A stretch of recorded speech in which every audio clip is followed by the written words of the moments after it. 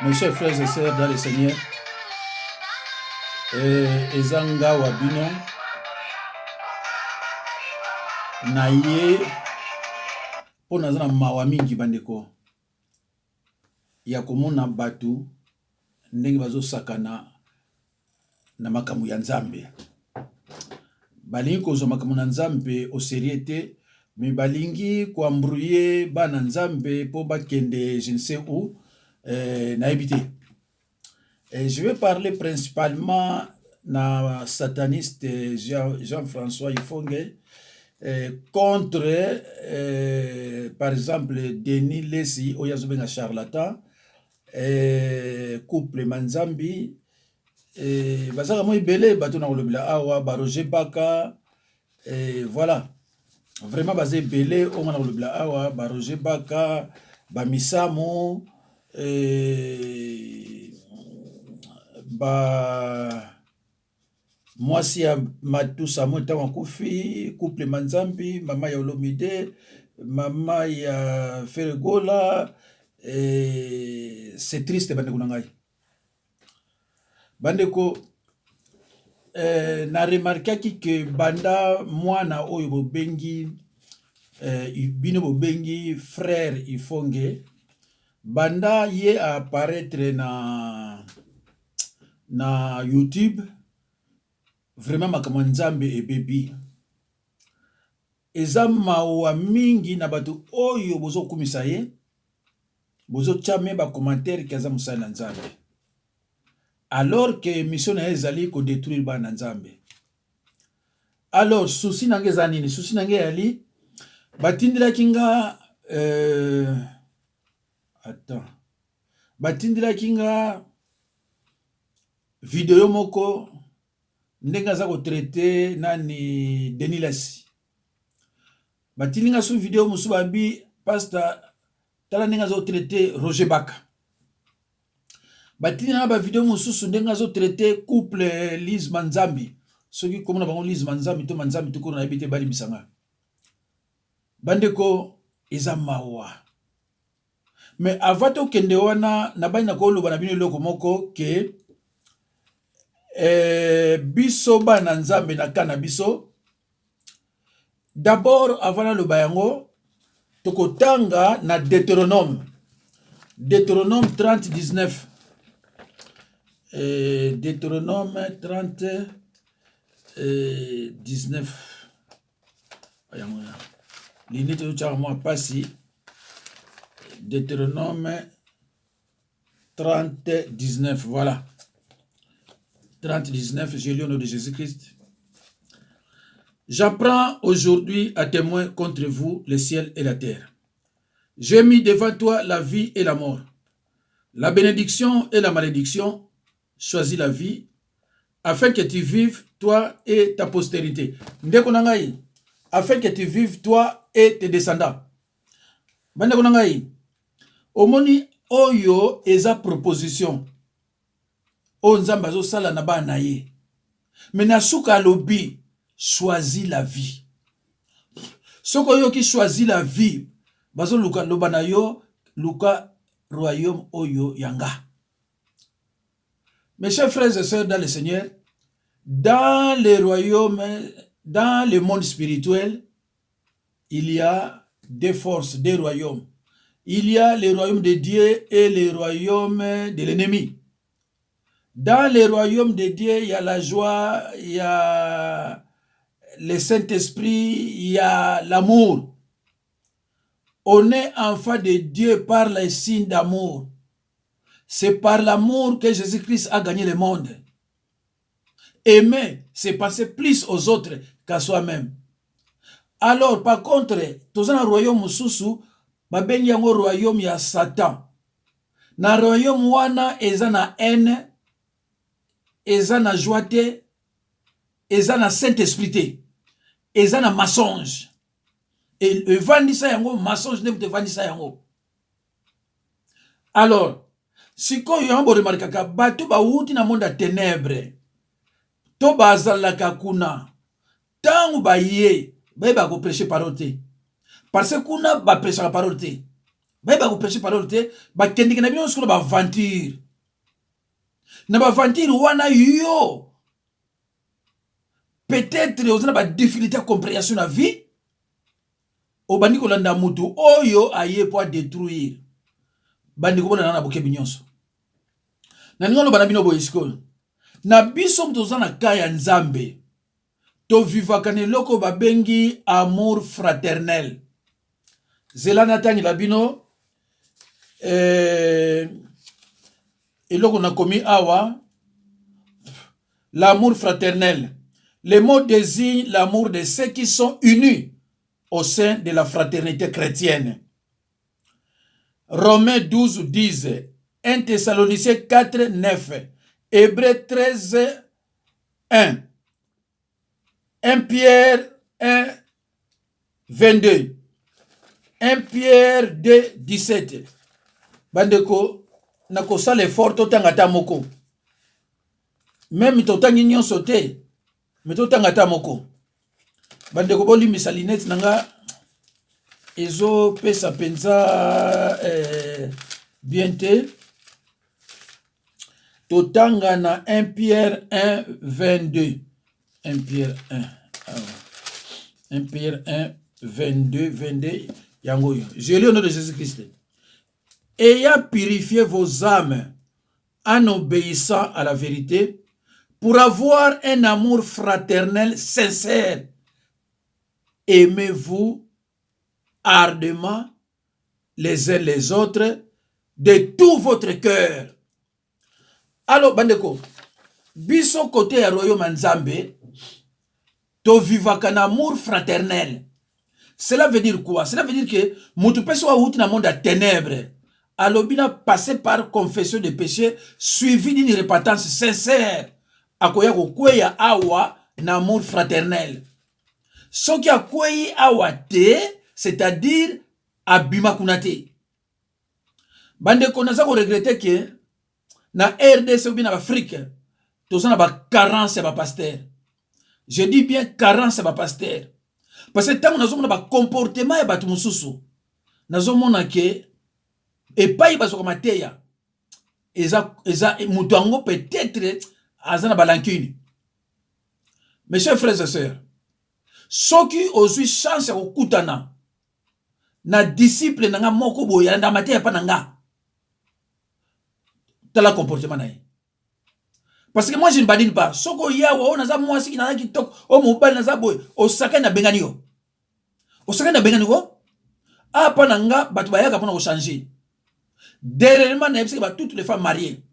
Na lobi jour mobile no pesi nga rapport que yo otika ka chambre na bino oko lala na chambre ya mususu to ya bana ou bien bo fa na 2 mois 3 mois bo sangana kate parce que yo ko mokonzi na yo na mobile na bengani bino na yebisi ba clairement et je suis comme ça et pas na ngai mutu il faut changer parole faut transformer cœur na yo il faut mobile no sentir que o changer. Il faut moi si na yo a sentir que yo changé. Mais tant on a zomna ba comportement batu mususu na base bomona yimona mwasi moko ngana yebiete azoko finga ngana ninga soate. Soko moni mutaza ko se comporter wana ndengo wana aza awate aza pe na royaume ya nzambe te aza na royaume mususu. Ndeko po yo comprendre que mutu oyo aza na ngabu na bisote c'est facile. Ngai na ko yebiso likamba solo. Na ko yebiso makamu ndenge zalia makamu na nzambe mais yo ko finga hapo nani? Na koyebiso makambo solo solo okofinga nga pona sali nini. Ndeko nanga nasukisaki te. Jésus-Christ demande d'aimer tous les êtres humains. Tout ça amour fraternel. Jésus-Christ demande d'aimer tous les êtres humains. Matthieu 5, 43 à 48. Luc 10, 27 à 37. Ndeko ngai chaque fois ba disciple nanga avant bazo enseignement na pesa ba verset biblique. Bake batangi. Entre-temps, na tchaka ba verset musupe o eza na Bible te. Na tchaka ba piège. Alors, ce qui muta moni que verset na Bible zate, il faut comme là. Soko komeli ngai te, c'est ko tanga ba verset biblique na ndako te. Alors, avant to bandanga na ko rappeler yo, ko tanga ba verset biblique te, prochainement okoluka, soki okoko kende, to okokutana ngai. Parce que tant yo ye awa pananga oye pour changer, oye pour ma sécurité. Alors bande ko ngai. Nalinga lo beloko moko.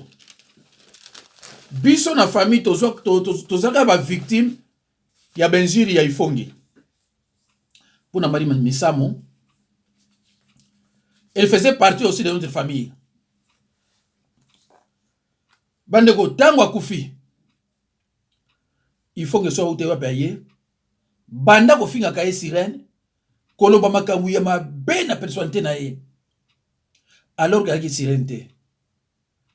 Je vous apprends que Satan aboma ba sirène na été Satan atika ba sirène na ye ba vivre longtemps pour ba continuer ko souffrir ko faire souffrir ye.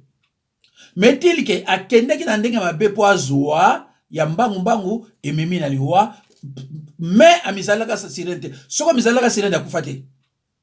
Bozo mona ba makalanga ba sharufa na ba mususu tilo lo baza ko vivre pour nani parce que baza na kati ya makambo ba sataniste.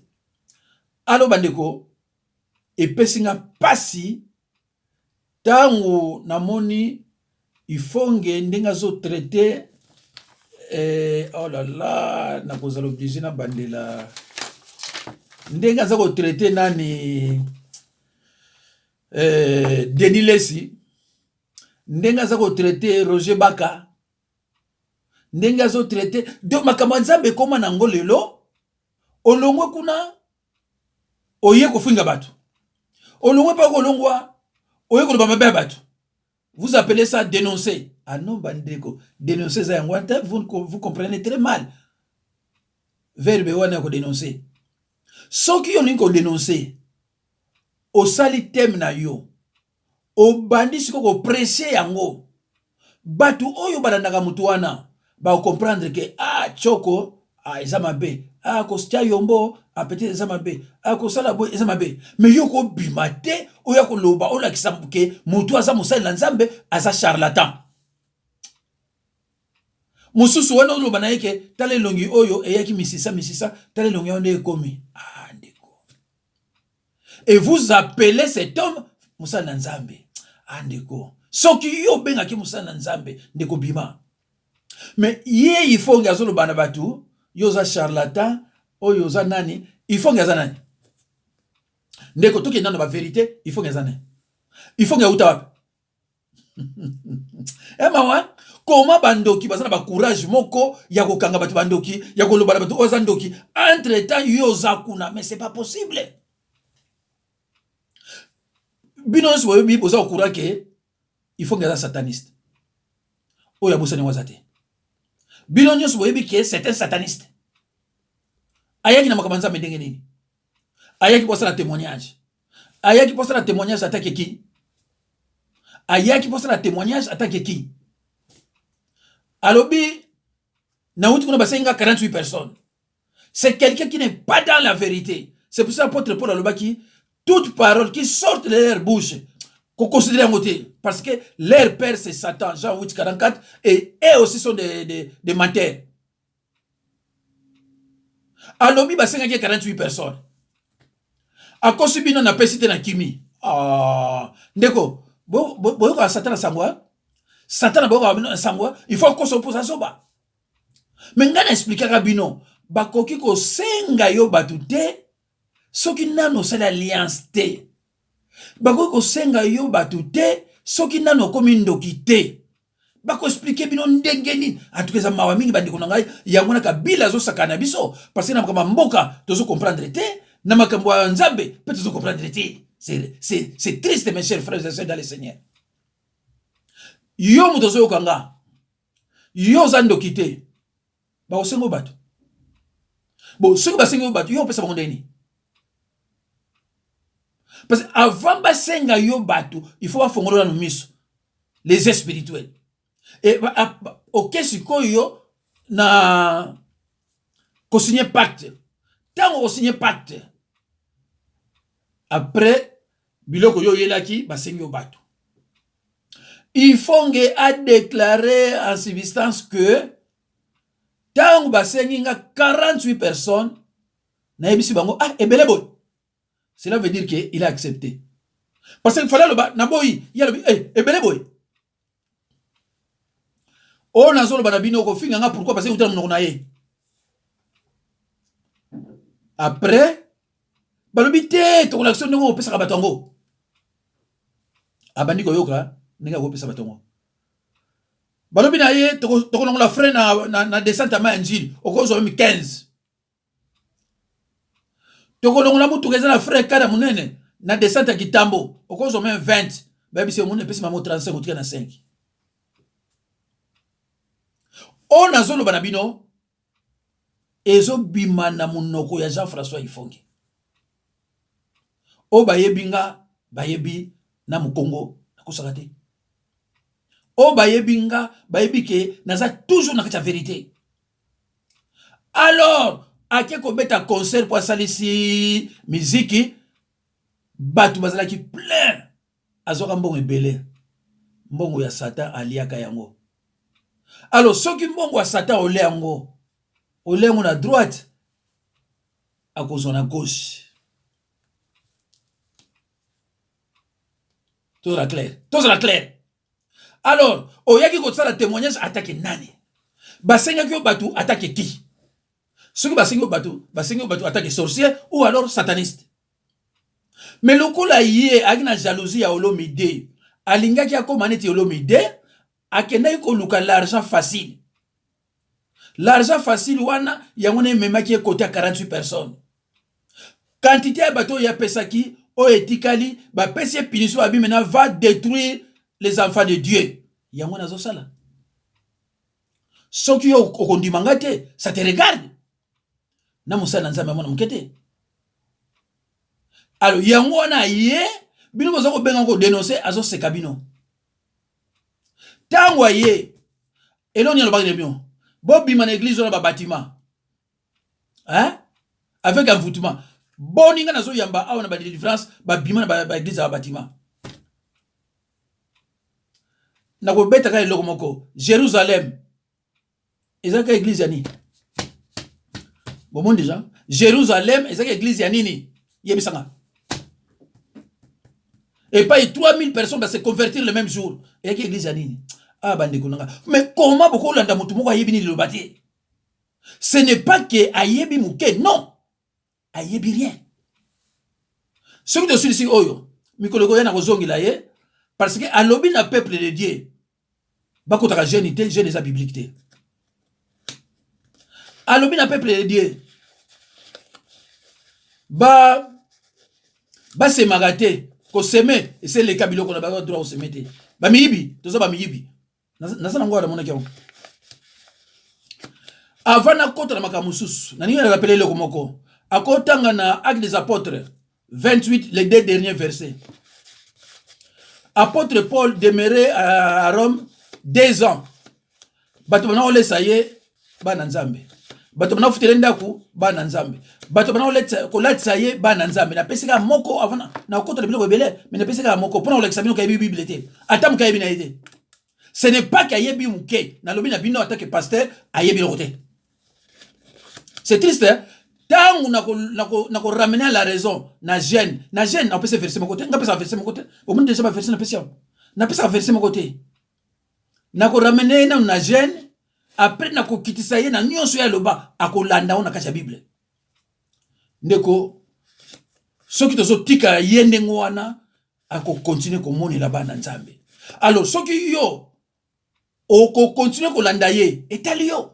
Mais pourvu que attaque pasteur na prévenir bino que bon landaka était c'est un sataniste, ce n'est pas qu'à longwa kuna asa kuna tirelo. Comment mutu bimba a districta kana bato. Mutu bimba a sona kana bato. Wana nzambe nini yozolanda. Nzambe nini yozolanda. En plus, bolanda ngai. Appeler un sataniste frère, tu participes au péché d'autrui. Il n'a pas l'amour fraternel. Colossiens 1 à 2. Hébreux 13 1. 2 Pierre 1, 5 à 7, Romains 13, 10, Proverbes 17, 9, Jean 13, 35, 1 Pierre 5, 8. Ndeko soki yozo benga, frère, un sataniste frère, ozo participer na péché, ozo kota association de péché d'autrui, ozo kota na kati. Mais faut tanga la Bible ndeko. Pourquoi vous n'avez pas la Bible? Mais un sataniste c'est pas un frère. Un sataniste, ce n'est pas un chrétien. Un sataniste, ce n'est pas un croyant né de nouveau. Non. C'est un embrouilleur. C'est un fornicateur de l'évangile.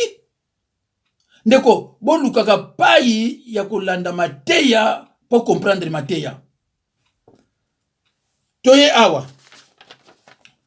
Contre Denis Les, problème. Contre Roger Baka, problème. Contre Misamu Akufi Mbango so ya problème.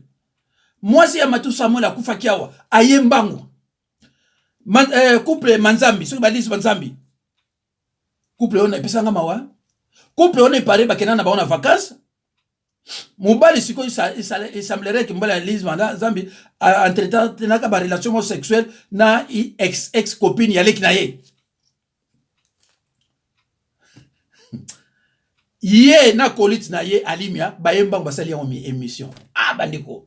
Alimia balbananga tanga certains universitaires, c'est regrettable na ko demander na peuple ba aider. Na ko zongila épée un journal banaye. Il faut que à un niveau scolaire il faut que ait une différence entre vie privée na vie publique. Mais yo ne ko alimia o yebi différence entre vie privée na vie publique. Vie privée ya mutu, eza ya mutu. Dieu nous a créés libres. Et Dieu respecte notre liberté de choisir.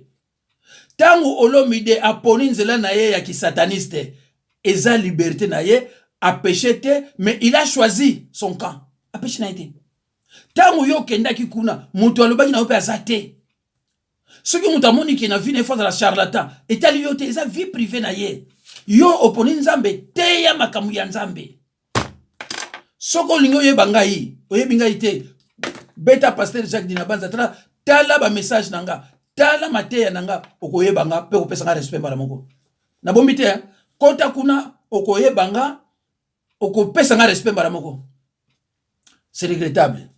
Alors moi c'est nani susu. Mama yolo mida kufaki awa akembangu. Mama ya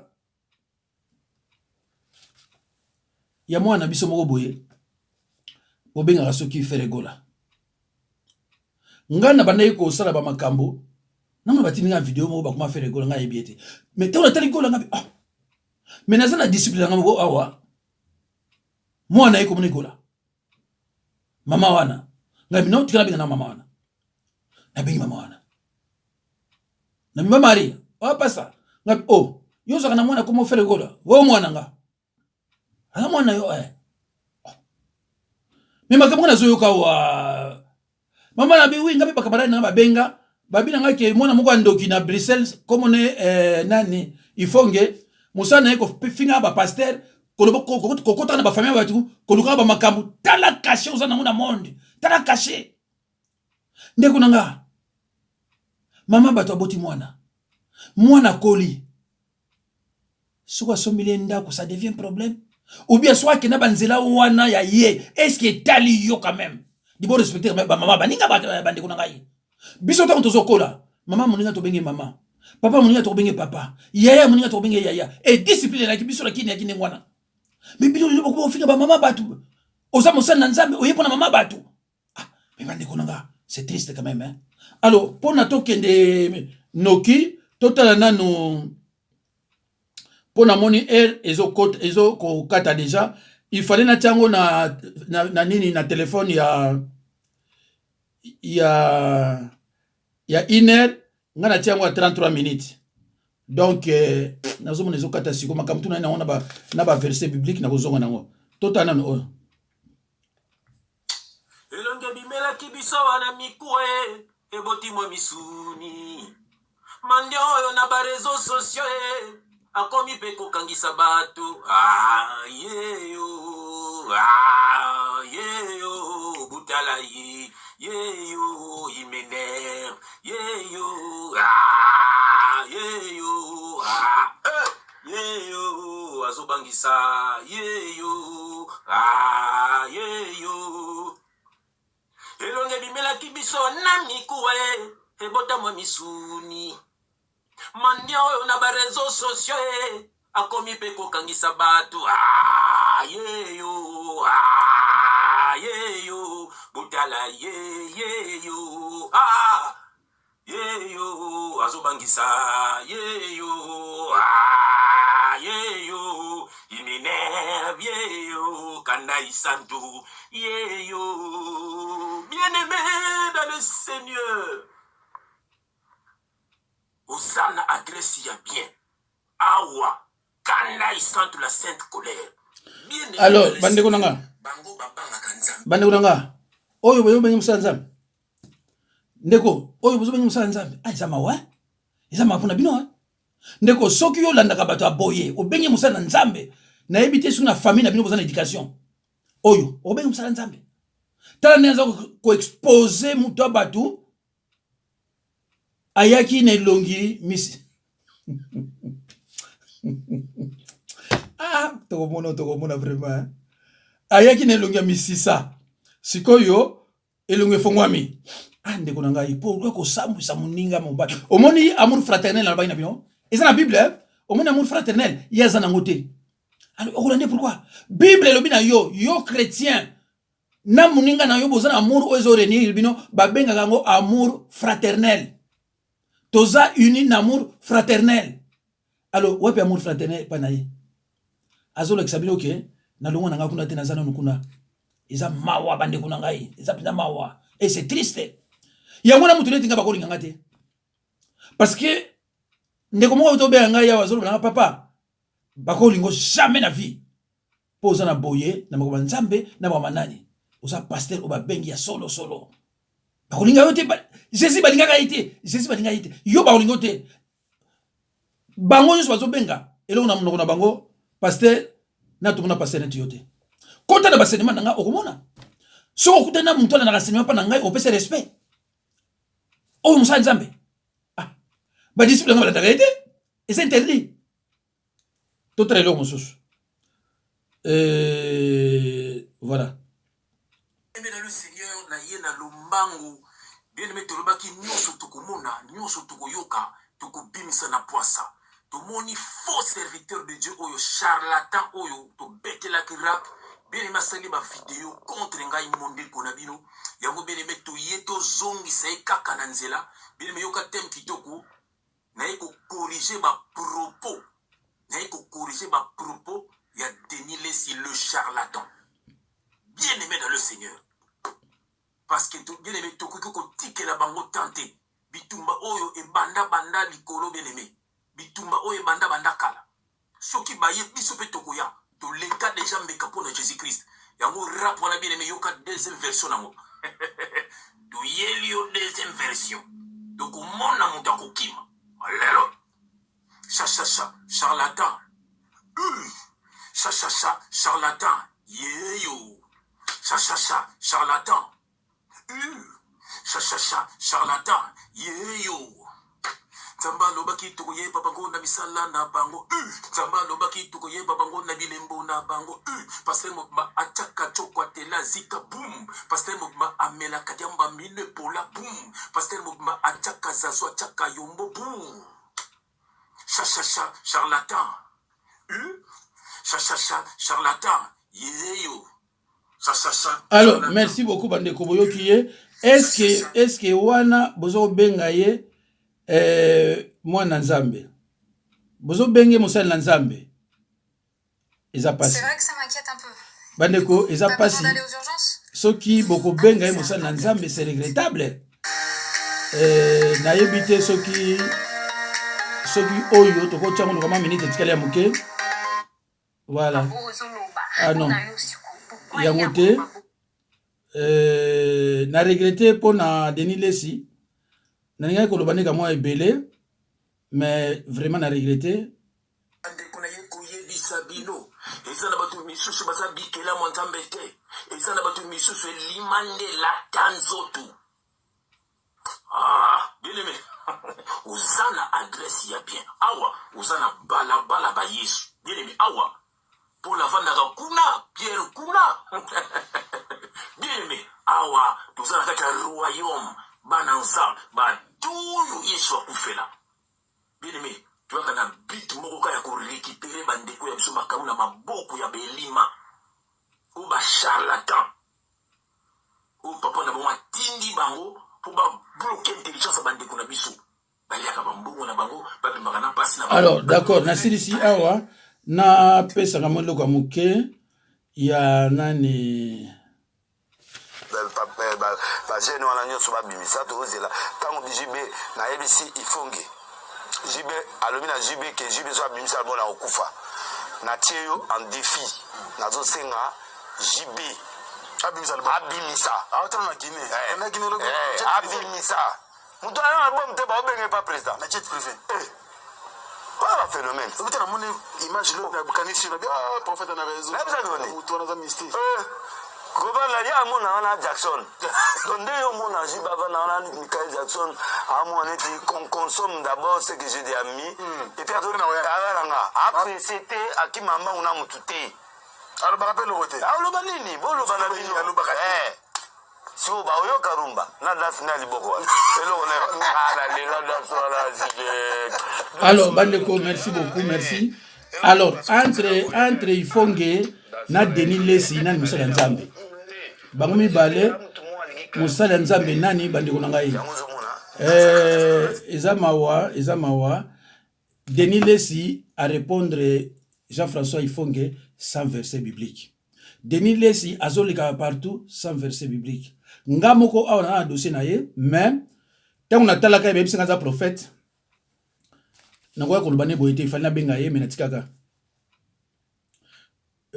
parce que ce n'est pas nga musala nzambe na ya kobimisa musala nzambe kaka boy non ifali na benga ye lokona benga ka natikaka mais soki un jour alingi ayoka yango ye moko nakoyebisa ye mais na regretté pour na tiamo na téléphone à 33 minutes il fallait tiamo na téléphone ya 1 heure mais makamunyo sona yaki na zongi nango mais Denis laisse na regretter quand même que ceux qui satanistes à reconnaître yo koza muninga na ye eza mawa mingi parce que un vrai serviteur de Dieu ya yebi soko attaquer nga batanga na parole te parce que soko attaquer nga na kozongi na parole soko attaquer nga na kozongi na parole ya ona moni batu nyonso bazo takaka yo bangefa banani na batu ba Bible te parce que yo zo ya ko répondre bango sans Bible mais oza mosala nzambe te donc oyo batu bazo pesa raison pour le bano biloko ndengona parce que yo za na parole te.